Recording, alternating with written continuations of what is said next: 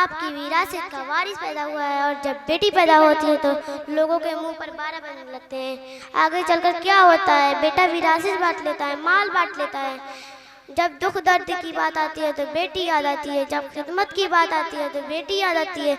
अल्लाह ताला कुरान मजीद में फरमाता है, जब बेटा पैदा होता है तो मैं उससे कहता हूँ जा अपने बाप का बाजू बन जा, और जब बेटी पैदा होती है तो मैं उससे कहता हूँ मुझे अपने खुदा होने की कसम तेरे बाप का खुद बाजू। हज़रत मूसा अलैहिस्सलाम अल्लाह ताला से कलाम होते थे और राज़ व नियाज़ की बातें होती थी। एक मर्तबा हज़रत मूसा अलैहिस्सलाम अल्लाह ताला से पूछा, ऐ परवरदिगार, जब तू अपने बंदे पर खुश होता है तो क्या इनाम फरमाता है? दो जहानों के रब ने फरमाया, ऐ मूसा, जब मैं अपने बंदे पर खुश होता हूँ तो उसे एक प्यारी सी बेटी अता फरमाता हूँ।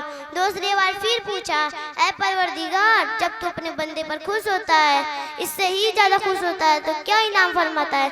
दो जहानों के रब ने फरमाया, ऐ मूसा, जब मैं अपने बंदे पर खुश होता हूँ तो उसे मैं 2 बेटियां अता फरमाता हूँ।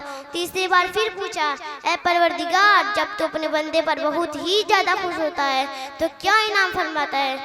दो जहानों के रब ने फरमाया, ऐ मूसा, जब मैं अपने बंदे पर इससे ही ज्यादा खुश होता हूँ, मेरी खुशी की इंतहा नहीं रहती तो मैं उसे तीसरी बेटी अता फरमाता हूँ।